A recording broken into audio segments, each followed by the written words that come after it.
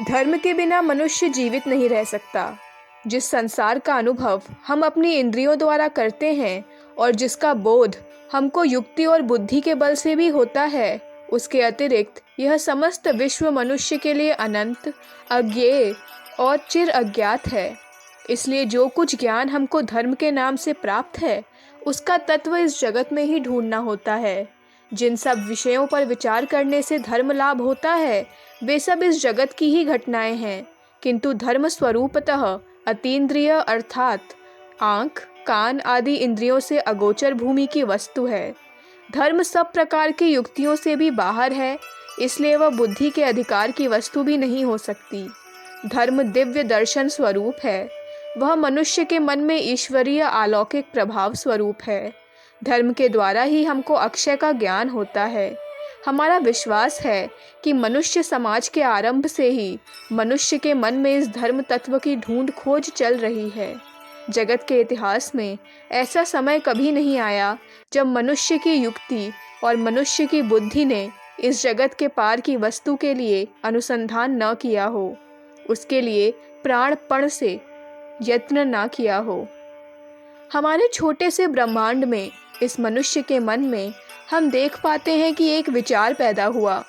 वह विचार कहाँ से उत्पन्न हुआ यह हम नहीं जानते, और जब वह लुप्त हुआ तब वह कहाँ गया यह भी हम नहीं जानते। बहिर्जगत और अंतर्जगत मानो एक ही मार्ग पर चल रहे हैं।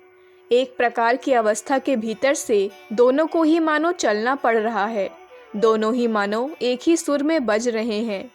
धर्म मनुष्य के भीतर से ही उत्पन्न होता है, वह बाहर की किसी वस्तु से उत्पन्न नहीं होता। हमारा विश्वास है कि धर्म की चिंता मनुष्य में प्राकृतिक है। वह मनुष्य के स्वभाव के साथ इस प्रकार मिली हुई है कि जब तक मनुष्य देह मन को त्याग नहीं देता, तब तक वह चिंता से भी मुक्त नहीं हो सकता, और तब तक उसके लिए धर्म त्याग असंभव है।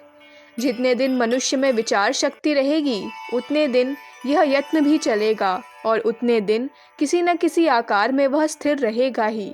इसलिए हमें जगत में नाना प्रकार के धर्म दिखाई देते हैं। यह सत्य है कि धर्म की आलोचना करते समय हम अनेक बार भ्रम में पड़ जाते हैं, पर जैसे कुछ लोग इसे एक कल्पना मात्र कहते हैं, वह कथन ठीक नहीं है। धर्म के विभिन्न दिखलाई पड़ने वाले स्वरूपों के भीतर भी एक सामंजस्य पाया जाता है। वर्तमान समय का सबसे प्रधान प्रश्न यह है कि यदि अज्ञेय अज्ञात की बात को ठीक भी मान लिया जाए, तो भी उसका तत्व जानने की आवश्यकता ही क्या है। हम जो कुछ जान रहे हैं, देख रहे हैं, उसी से संतुष्ट क्यों ना रहें। अगर हम खाना पीना सोना ही करें और साथ ही समाज के कल्याण का कुछ कार्य करते रहें और अज्ञात और अज्ञेय को यूं ही छोड़ दें, तो इसमें क्या हर्ज है। इस प्रकार का मनोभाव आज सर्वत्र देखने में आता है। बड़े बड़े विश्वविद्यालयों के आचार्यों से लेकर बिना सर पैर की बातें करने वाले लड़कों तक के मुंह से ऐसी बातें जानने में आती हैं। जगत का उपकार करो, यही धर्म है। जगत से अतीत, जगत से बाहर की सत्ता की समस्या को लेकर अस्थिर होने से कोई लाभ नहीं। यह विचार आजकल इतना अधिक प्रबल हो गया है कि लोगों ने इसे स्वतः सिद्ध सत्य मान लिया है। पर हम उस जगदतीत सत्ता के विरुद्ध कितना भी विरक्तता का भाव प्रकट क्यों न करें, उसके तत्व का अनुसंधान किए बिना हमारा अस्तित्व ही नहीं रह सकता। हम जीवित भी नहीं रह सकते। इसका कारण यह है कि वर्तमान में जो जगत हमको दिखाई पड़ रहा है, वह व्यक्त जगत उसी अव्यक्त का एक अंश मात्र है। यह पंचेंद्रिय के द्वारा अनुभूत जगत मानो उसी अनंत आध्यात्मिक जगत का एक क्षुद्र अंश स्वरूप है, जो हमारी इंद्रिय अनुभूति की भूमि पर आ पड़ा है। इसलिए उस अतीत जगत को बिना जाने किस प्रकार उसके इस क्षुद्र अंश की व्याख्या हो सकती है, इसे जाना जा सकता है, समझा जा सकता है। कहा जाता है कि सुकरात एक दिन एथेंस में वक्तृता दे रहे थे। ऐसे समय में उनसे एक ब्राह्मण की भेंट हुई, जो भारत से यूनान में पहुंच गए थे। सुकरात ने कहा, मनुष्य को जानना ही मनुष्य जाति का सर्वोच्च कर्तव्य है। मनुष्य ही मनुष्य के लिए सर्वोच्च आलोचना की, विचार करने की वस्तु है। यह सुनकर ब्राह्मण ने तुरंत उत्तर दिया, ईश्वर को जब तक आप नहीं जान लेते तब तक मनुष्य को किस प्रकार जान सकते हैं। यही ईश्वर अथवा अनंत अज्ञान तत्व ही सब प्रकार की समस्याओं का एकमात्र व्याख्या स्वरूप है। चाहे जिस वस्तु की बात लीजिए, संपूर्ण भौतिक जगत की बात लीजिए अथवा भौतिक विषयों में रसायन, पदार्थ विद्या, गणित, ज्योतिष या प्राणी तत्व विद्या की बात लीजिए, उसकी विशेष रूप से आलोचना कीजिए तो आप क्रमशः स्थूल से सूक्ष्म, अति सूक्ष्म पदार्थों की तरफ अग्रसर होते जाएंगे और अंत में आप ऐसे स्थान में पहुंचेंगे जहां इन भौतिक जड़ पदार्थों को छोड़कर अभौतिक या अजड़ में आना पड़ेगा। सभी विद्याओं में स्थूल क्रमशः सूक्ष्म में मिल जाता है। विज्ञान की खोज दर्शन शास्त्र में परिवर्तित हो जाती है। इस प्रकार मनुष्य को विवश होकर जगततीत सत्ता की आलोचना में उतरना होता है। यदि हम उसे न जान पाएं तो जीवन मरुभूमि बन जाएगा, मानव जीवन वृथा होगा। यह बात केवल कहने में ही अच्छी लगती है कि वर्तमान में जो देख रहे हो वह सब लेकर ही तृप्त रहो। गाय, कुत्ते और अन्यान्य पशुगण इस प्रकार वर्तमान के द्वारा ही संतुष्ट रहते हैं और इसी कारण वे पशु बने हैं। इसलिए यदि मनुष्य भी केवल वर्तमान सामने दिखाई पड़ने वाली वस्तुओं को लेकर ही संतुष्ट रहे और जगततीत सत्ता का अनुसंधान करना एकदम छोड़ दे तो मानव जाति को फिर से पशु की भूमि में, पशु की स्थिति में आना होगा। धर्म जगततीत सत्ता का अनुसंधान ही मनुष्य और पशु में अंतर पैदा करता है। धर्म बढ़िया खाने पीने में अथवा सुंदर घरों में रहने में नहीं है।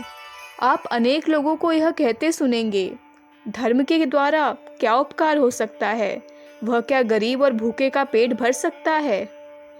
मान लीजिए धर्म किसी की गरीबी या दरिद्रता दूर नहीं कर सकता, तो क्या वह इसी से असत्य सिद्ध हो गया। मान लीजिए आप गणित ज्योतिष शास्त्र के किसी बड़े सिद्धांत को प्रमाणित करने का यत्न कर रहे हैं कि एक बालक उसे सुनकर प्रश्न करता है, इससे क्या मिठाई मिलती है। आपने उत्तर दिया कि नहीं, इससे मिठाई नहीं मिलती। तब बालक कह उठा, तो यह सिद्धांत किसी काम का नहीं। बालक अपनी दृष्टि से अर्थात किस वस्तु से कितनी मिठाई मिलती है, इस हिसाब से ही समस्त जगत का निर्णय कर लेते हैं। जो लोग अज्ञान से घिरे होने के कारण बालकों की तरह हैं, उनका विचार भी जगत के संबंध में बालकों जैसा ही होता है। पर एक छोटी वस्तु की दृष्टि से बड़ी वस्तु का विचार करना कदापि उचित नहीं होता। प्रत्येक विषय का विचार उसकी गुरुता के हिसाब से करना पड़ेगा। अनंत का विचार अनंत की गुरुता के हिसाब से करना होगा। धर्म मानव जीवन का सर्वांश है। केवल वर्तमान नहीं, वह भूत, भविष्यत, वर्तमान अर्थात सर्वव्यापी है। अतएव क्षणिक मानव जीवन के संबंध में उसके कार्य को देखकर उसका मूल्य स्थिर करना, उसका निर्णय कर देना कदापि न्याय संगत नहीं है। अब प्रश्न होता है कि क्या धर्म के द्वारा वास्तव में कोई फल होता है? हाँ, होता है।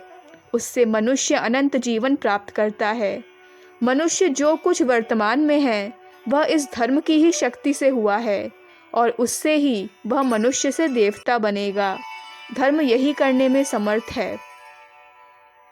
मानव समाज से धर्म को हटा दीजिए, फिर क्या शेष बचेगा। ऐसा होने पर संसार हिंसक जंतुओं से घिरा एक घोर जंगल बन जाएगा, जैसा आजकल स्पष्ट दिखलाई पड़ रहा है। इंद्रिय सुख मनुष्य जीवन का लक्ष्य नहीं है, ज्ञान ही सब प्राणियों का लक्ष्य है। हम देखते हैं कि पशु इंद्रिय सुख में जितनी प्रीति सुख अनुभव करते हैं, मनुष्य अपनी बुद्धि शक्ति की परिचालना में उसकी अपेक्षा कहीं अधिक उच्च कोटि का सुख अनुभव कर लेता है। और हम यह भी देख सकते हैं कि बुद्धि और विचार शक्ति की परिचालना की अपेक्षा भी मनुष्य आध्यात्मिक विषयों से और भी गंभीर सुख बोध कर लेता है। इसलिए अध्यात्म ज्ञान को निश्चय ही सर्वश्रेष्ठ ज्ञान कहना होगा। यह ज्ञान लाभ होने से ही साथ साथ आनंद भी प्राप्त होगा। इस जगत की सब वस्तुएं उस प्रकृत ज्ञान और आनंद की छाया मात्र है, उससे 3-4 दर्जे नीचे की चीजें हैं। अखंड ज्योति, अक्टूबर 1958, पृष्ठ संख्या 2, 3, 4।